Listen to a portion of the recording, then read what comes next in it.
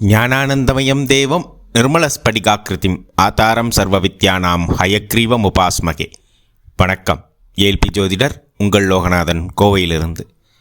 அட்சய இலக்கண பத்ததி ஜோதிட முறையில் இந்த வீடியோவில் நம்ம பார்க்கக்கூடிய நிகழ்வானது இந்த திருமண பொருத்தத்தில் வந்துக்கிட்டு இந்த மகேந்திர பொருத்தம் அப்படின்ற ஒரு பொருத்தம் பார்ப்பாங்க. அப்படின்னா என்னன்றதை பார்ப்போம். இதை பொதுவாக எப்படி பார்க்குறாங்கன்றதையும் பார்ப்போம். இதை நம்ம அட்சய திருமண பொருத்தம், ஏஎல்பியின் அட்சய திருமண பொருத்தத்தில் இதை எப்படி பார்க்குறோம் அப்படின்றதையும் பார்ப்போம். ஃபஸ்ட்டு மகேந்திர பொருத்தம் அப்படின்னா என்னென்னா, இந்த திருமணத்தில் ஒரு பெண்ணுடைய ஜாதகத்துக்கும் ஆணுடைய ஜாதகத்துக்கும் அந்த பொருத்தம் திருமணத்துக்காக பார்க்கும் பொழுது இவங்க ரெண்டு பேர்த்துக்கும் இந்த குழந்தையின் அமைப்பு, குழந்தை பிறக்கும் அந்த தன்மைகள் எப்படி இருக்குது அப்படின்றத பார்க்குறது தான் அந்த மகேந்திர பொருத்தம்.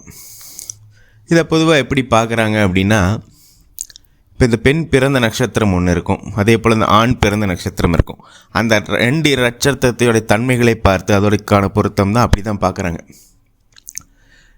அப்போ இப்படி பார்த்துட்டாங்க. இப்படி பார்த்து தான் இப்போ நிறைய பேர்த்துக்கு இந்த திருமணங்கள் நடக்குது. பல பேர்த்துக்கு 10 பொருத்தங்களும் இருக்குது, சிலருக்கு 7-8 பொருத்தமும் இருக்கும். இதில் பார்த்திங்கன்னா குறிப்பாக மகேந்திர பொருத்தம் வந்துடும். அப்போ இந்த பொருத்தம் இருக்குதுன்னு சொல்லியாச்சு. சொன்னது பிறகு இந்த திருமணத்துக்கு அப்புறம் பார்த்திங்கன்னா இந்த காலகட்டங்கள் நம்ம நிறைய பேர்த்துக்கு பார்க்குறோம், அந்த குழந்தை சம்மந்தப்பட்ட விஷயங்கள் பெரும் பிரச்சனையாகவே இருக்குது. அப்போ இதெல்லாம் சொல்லியும் ஏன் நடக்கலை? இப்போ இந்த இடத்துல ஜோதிடத்தின் மேலே கேள்வி வரும், இன்னும் இப்படி சொல்கிறாங்க, இப்படி சொல்லியும் நடக்கலை அப்படின்றது. இதை ஒரு சின்ன ஒரு கதை மூலம் தான் நான் விளக்க முடியும். எப்படின்னா, நம்ம ஸ்கூலில் பரீட்சையெல்லாம் எழுதுவோம். நண்பர்கள் ஒரு 10 பேர் சேர்ந்து பரீட்சை எழுதுனாங்க. அதில் எல்லாருக்கும் பார்த்திங்கன்னா அந்த கணக்கு பரீட்சையை எடுத்துக்கும். அந்த கணக்கு பரீட்சை எழுதுறாங்க. அந்த 10 பேர்த்துக்கும் ஃபார்முலாலாம் தெரிஞ்சிருக்கு. எல்லோரும் போய் எழுதுறாங்க. எழுதிட்டு இப்போ வெளியில் டிஸ்கஸ் பண்ணுறாங்க. ஆளுக்கு ஒரு விடை சொல்கிறாங்க. அப்போ இதில் ஒரு விடை தான் கரெக்டாக இருக்கும். ஆனால் எல்லாத்துக்கும் ஃபார்முலா தெரிஞ்சிருக்கு. இந்த கணக்கை எப்படி அப்ரோச் பண்ண ஃபார்முலா தெரிஞ்சிருக்கு. பட் ஒருத்தருக்கு மட்டும்தான் வேறு விடை வருது, மீதியெல்லாம் தப்பாக தான் இருக்குது.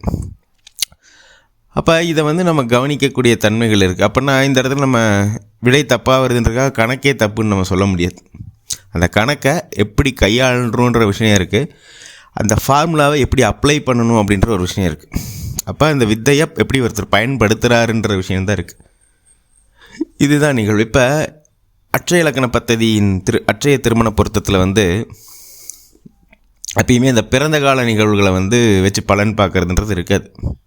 அது பிறந்த காலன்றது கடவுள் உங்களை அந்த காலத்தில் தொடக்க வச்சு, அது தொடக்க புள்ளி தான் அது. இப்போ நம்ம வளர்ந்துட்டோம், சூழ்நிலைகள் எல்லாமே மாறுது. இப்போ எப்படி லக்னம் வயதுக்கேற்ப வளரும் அப்படின்னு சொல்கிறோமோ, அதே போல் உங்களுடைய ராசியும் பிறந்த காலத்தில் நீங்கள் ஒரு திசையில் பிறந்திருக்கலாம். அதே திசையை தான் நீங்கள் வாழ்க்கை முழுதுமாக வச்சு நீங்கள் பலன் பார்க்க போகிறது கிடையாதுன்றது தான் உண்மை. எல்லா ஜோதிட முறைகளையும் அப்படி தான். காலத்துக்கு ஏற்ப திடீர்னு பார்த்திங்கன்னா, முன்னாடி நீங்கள் செவ்வாய் பகவான் திசையில் பிறந்துட்டிங்கன்னா அடுத்தது ராகு பகவான் திசைன்னு தான் சொல்லுவாங்க. அப்போது ஒவ்வொரு காலகட்டங்களும் என்ன திசை நடக்குதோ அந்த திசையை வச்சுட்டு அதுக்கு தகுந்த பலன்கள் பார்த்தா தான் கரெக்டாக வருன்றது தான் இங்கே அதன் தன்மை அட்சய இலக்கண பத்ததியில். இப்போ அப்படி பார்க்கும் பொழுது பலன்கள் துல்லியமாக வருது அப்படின்றது தான் இங்கே இதோட புரிதல். இப்போ இந்த திருமணத்துக்கு, இந்த மகேந்திர பொருத்தத்துக்கு ஏஎல்பியில் என்ன பார்ப்போம், நடப்பு திசை என்ன, பெண்ணுக்கு என்ன ஆணுக்கு என்ன, பெண்ணுக்கு வச்சு தான் ஆணுடைய பொருத்தங்களை பண்ணணும். ஏன்னா பெண் தான் இங்கே பிரதானம் திருமணத்தில். அப்போ இங்கே 2 பேருக்கு நடப்பு திசை என்னவாக இருக்குது, அதன் தன்மைகள் எப்படி இருக்குதுன்னு பார்ப்பாங்க. அப்போ இந்த குழந்தை சம்மந்தப்பட்ட விஷயங்கள்னால் அதுக்கு என்னென்ன பாவங்களை பார்க்கணும், அது எப்படி இருக்குது, எவ்வளவு காலத்தில் எப்படி இருக்குது, என்னென்ன நிகழ்வுகள் இருக்குன்றதை பார்த்து இதை நம்ம பொருத்தம் பண்ணி அவங்களுக்கு திருமண பொருத்தம் கொடுத்தோம் அப்படின்னா இதோடைய நிகழ்வு கண்டிப்பாக துல்லியமாக தான் இருக்கும். இதுதான் ஏஎல்பியில் மிகப்பெரிய அது பிரமிக்கத்தக்க நிகழ்வு.